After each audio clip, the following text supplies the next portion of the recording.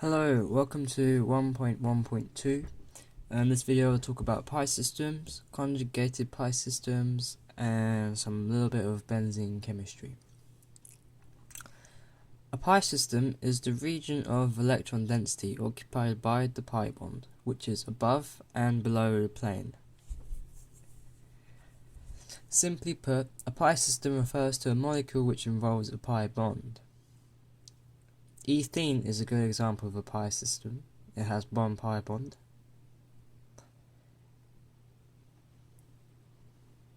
Pi systems are electron rich because they have an additional electron pair or electron pairs for triple bonds.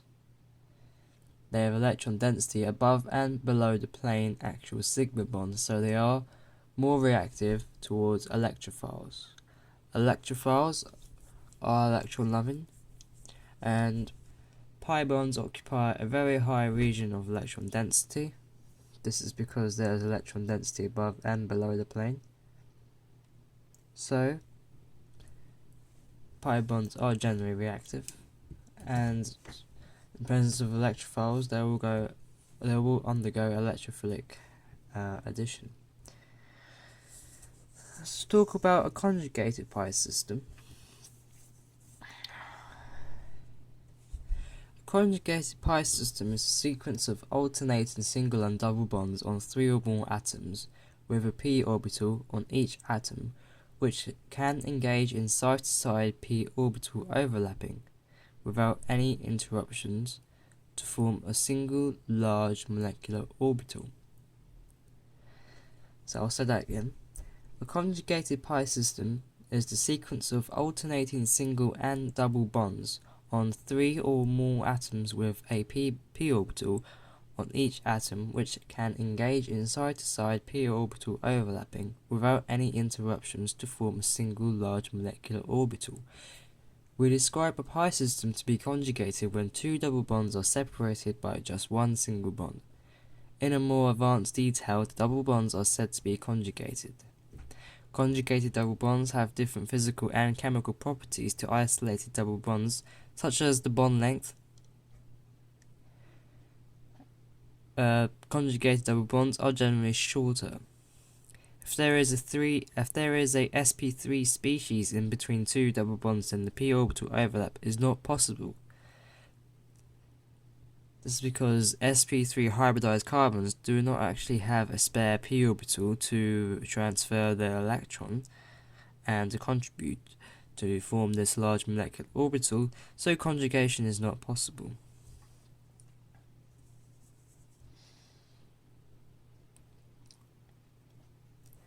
Again, if there are two double bonds joined together side by side with no single bond in between, then conjugation is also not possible. This is because both of the carbons will be occupied by the double bonds. The carbon in the middle will be occupied by two double bonds, so it will be sp hybridized, and there'll be no room for an additional electron.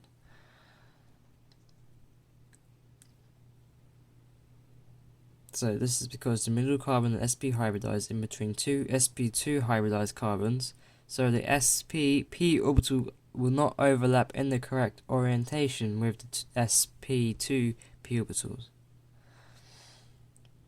Orientation is very important in terms of bond formation and hybridization. If an sp2 hybridized carbon will have a different bonds orientation towards a different hybridized molecular orbital. This is because of the available p orbitals will change, and also, if we remember from the previous video, we discussed about how the p orbital is divided into three p orbitals. We have px, py, and pz. If it's sp2 hybridized, the spare orbital will be the pz. So sp2 hybridized carbons will form pi bonds via pz-pz bonding, and sp hybridized orbitals will have a py and a pz orbital available.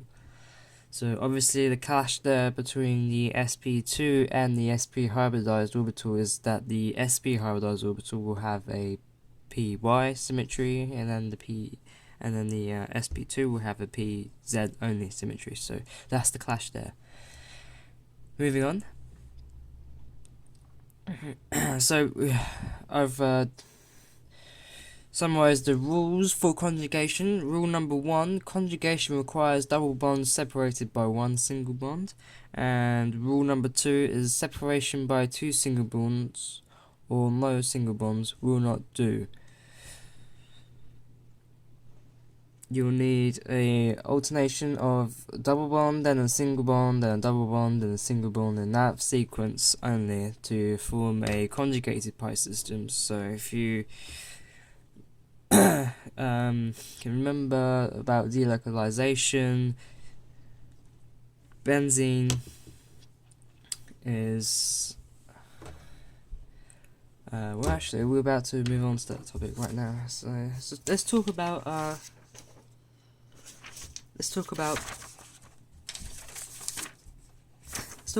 bonding in benzene. This is a good topic to talk about the conjugation of pi systems. So benzene is a good example for conjugated pi systems. This is because we can describe benzene as a conjugated pi system. This is because in benzene all 6 carbons are sp2 hybridized with one unhybridized pz orbital on each carbon neighboring each other. Okay, so sp2 hybridized will form your pz orbital. It will always have an unhybridized pz orbital. So for every sp2 hybridized atom, there will always be a pz orbital free. Now if there's a pz orbital on each carbon neighboring each other, then conjugation has occurred, as the p orbitals of the sp2 hybridized carbon atoms are alternating between a single then double bond in this correct order throughout. And this is the case for benzene. So as we have here, this is your pz orbital that we was talking about, and this is the benzene molecule shown with the ring in the middle. This shows the delocalization of electrons. I will talk about delocalization in much more detail in a minute, but just to summarize, the delocalization means that it's just a meaning to say that it's a conjugated pi system. So if it's a conjugated pi system, it will form one large molecule, and this ring in the middle here is demonstrating that. So in benzene, every carbon atom is sp2 hybridized with the remaining unhybridized pz orbital available to overlap with its neighboring p orbitals, and this forms an uninterrupted chain of p orbitals consisting of a ring of electron density above and below the plane of the molecule. What do I mean by that? Well, if we look at this illustration here, I've omitted the single and double bonds and the carbon bonding here because this is a delocalization going on here. If you draw your benzene as delocalized structure,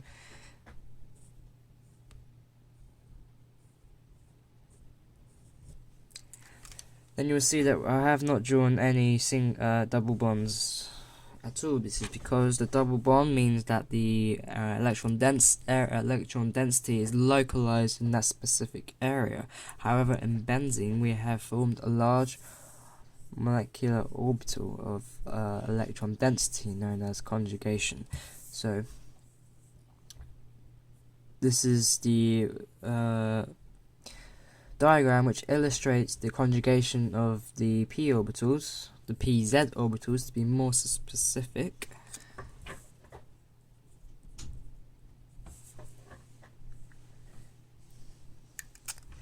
And each pz orbital has an electron in it, so it has 6 pi electrons. And this is sharing the electrons in the ring here, which clearly states why there is electron density above and below the plane.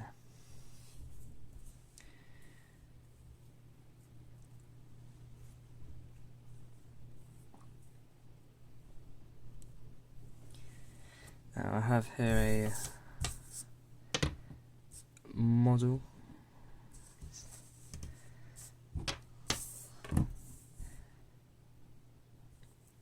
It seems to only focus on the white paper, so let's put it here. So here we have our benzene model here. As you can see, for this one, it's got alternating single and double bonds, and we have one hydrogen coming off from each carbon atom.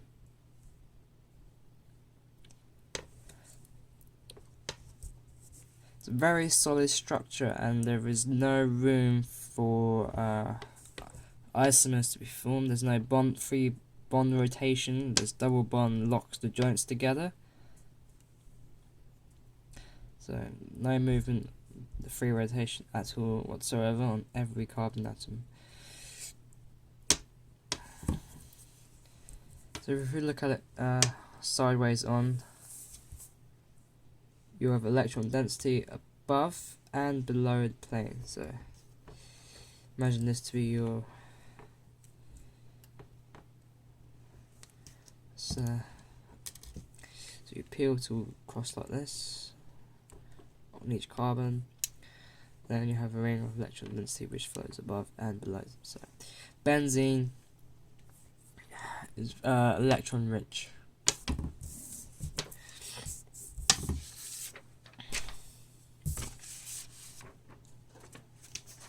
And benzene will undergo electrophilic electrophilic substitution reactions.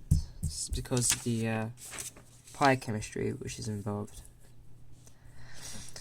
So let's continue on with the bonding and benzene.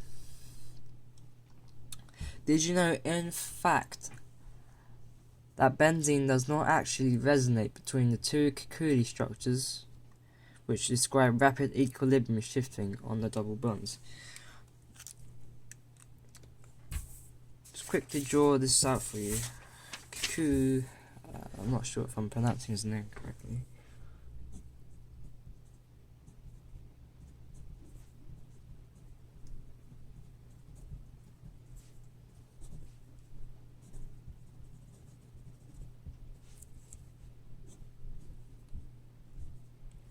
So Kikuchi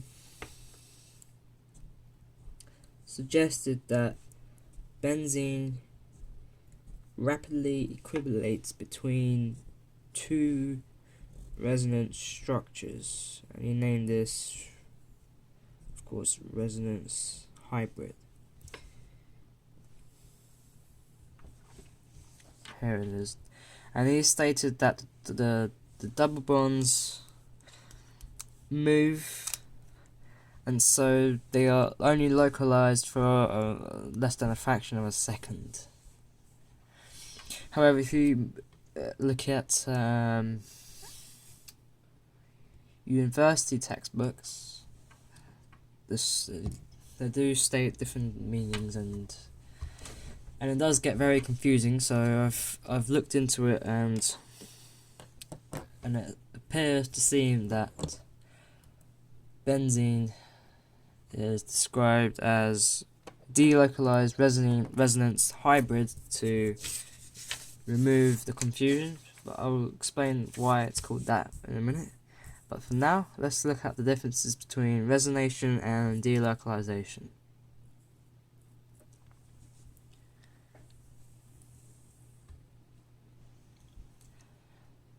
So the electrons in benzene are delocalized because benzene is a conjugated pi system. It's a good thing to remember that conjugation equals delocalization. Only delocalization occurs in conjugated pi systems. So our definition of conjugation pi system is that electrons are shared and spread equally over each of the carbon atoms. The difference between resonance and delocalization is that the molecules in resonance rapidly vibrate between two different localized structures, and these structures are in equilibrium, which is shown by this double-headed arrow on each side. Delocalization, on the other hand, focuses on the molecular orbitals which cover the whole system itself. Hence, electrons are delocalized over a conjugated pi system, and they are not associated with a particular bond or atom. That means that the electrons are not localized in a specific point at any given time. In fact, they are just delocalized over the whole system. So this diagram I've shown here, this happens very quickly, and if I could draw this on a benzene molecule, but it looked very confusing, so I've drawn it on just propene, and we can see the movement of one electron. So for resonation, we can see the movement of an electron pair, that's two electrons moving.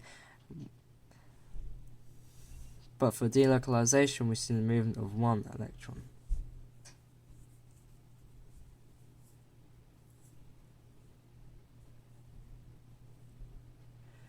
So the pi electrons in benzene are delocalized, and they are no longer localized in a specific double bond.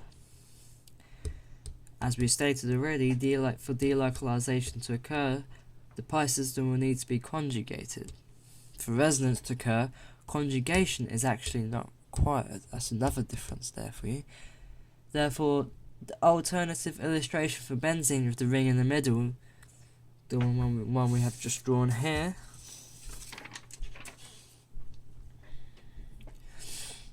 is to illustrate that the pi system is delocalized. The circle in benzene represents delocalization. Delocalization arrows are single-headed arrows to show the movement of one electron. Single-headed arrows. Resonance arrows are double-headed arrows to show the movement of two electrons. Two electrons here. In valence bond theory, benzene is described as a resonance hybrid. In molecular orbital theory, benzene is described as delocalized structure. So in terms of what theory you're looking at, and in terms of what textbook you're reading, the definition of benzene can either be resonance hybrid or delocalization. This is because both of the terms are derived from the theory which defines benzene and the sharing of the electrons, or the movement of electrons. So if most modern textbooks, they will state that benzene is a delocalized resonance hybrid and combine those two together. This is to avoid confusion. Obviously, if you read a book that says resonance hybrid, and then your next book says it's a delocalized structure, it's based on two different theories. So, for our university course, benzene is officially described as delocalized resonance hybrid. However, when we are drawing mechanisms, we should always use the resonance structure.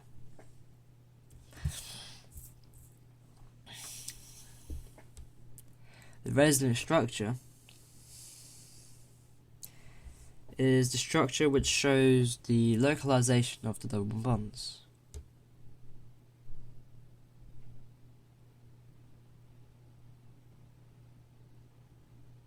This is so we can actually draw sensible mechanisms, so we can show the movement of the pi electrons.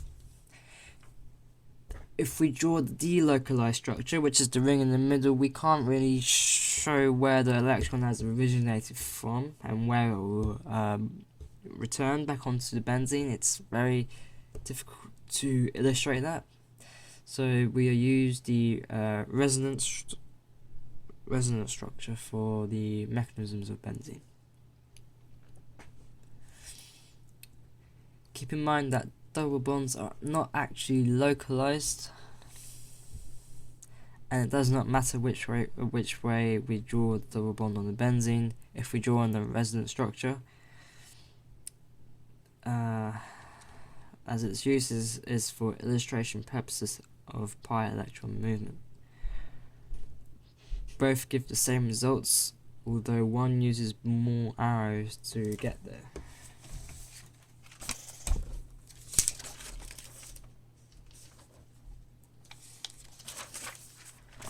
Let's see what I was talking about here. So these are resonance structures, and we have the localization, well, the you can't really call it localization, but this shows that there's the double bond localized in this specific bond here.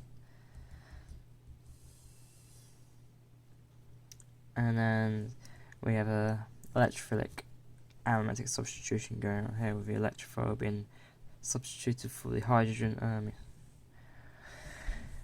However, if we draw the resonance structure of benzene in a different localization, so the double bond is on this side here, we have to move the electrons in order to place them in the original spot that they once were on this benzene. So we still get the same results, however more arrows are used to get the final product.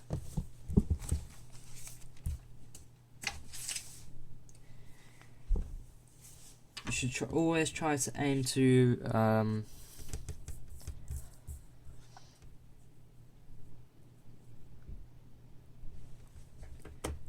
keep the resonance structure the same throughout when you're drawing mechanisms, and make sure that the localization of the pi bonds doesn't change from the beginning to the end in terms of where they were placed. So, I mean, for example, it's on it's ortho meta position here, and then it's also on the same ortho meta position here. But for this one, it's changed because of the movement of the pi bonds to accommodate the electrophilic aromatic substitution. So here I've drawn a table to quickly show the differences between resonance and delocalization.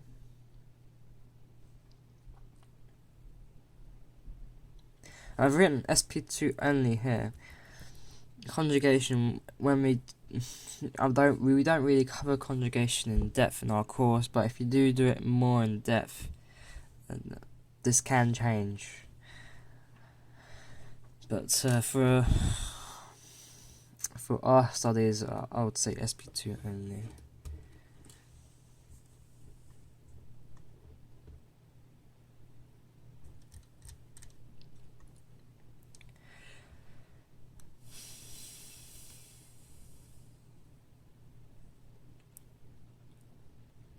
So, as a summary,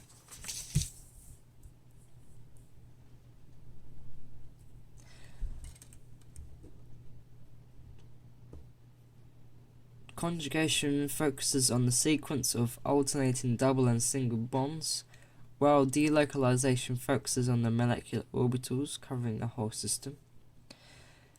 Delocalization describes the pi bonding in the conjugated system. Electrons are delocalized over the whole of a conjugated system. We use conjugation to describe bonds and delocalization to describe electrons. If conjugation is possible, then delocalization is possible. In textbook terms, benzene is described as a delocalized resonance hybrid structure. We can illustrate the structure of benzene using either the delocalization circle or as two resonating structures. Other aromatic cyclic systems are usually delocalized because their pi systems are conjugated, and their delocalization can be represented via partial bonding dotted lines. You've seen these in textbooks.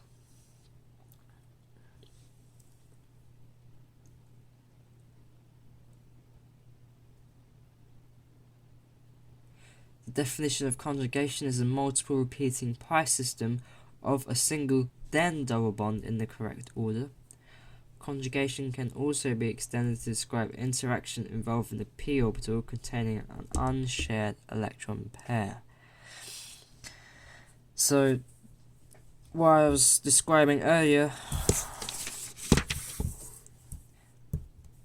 about this sp2 only if we look at this structure here, this diagram here which I had drawn. Chlorine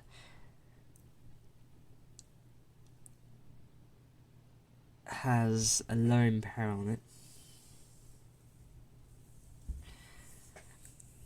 The p orbital in chlorine contains the unshared electron pair.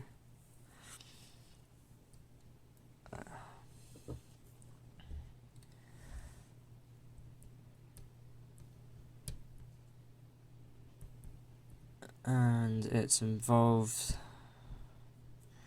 as a conjugated species in this molecule.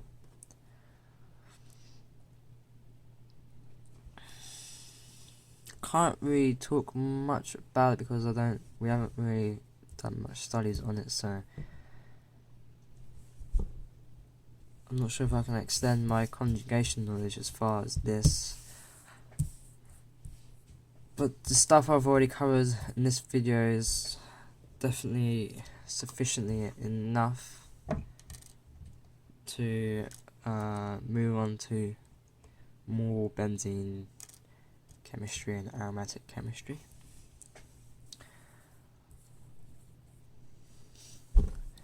So thank you for watching.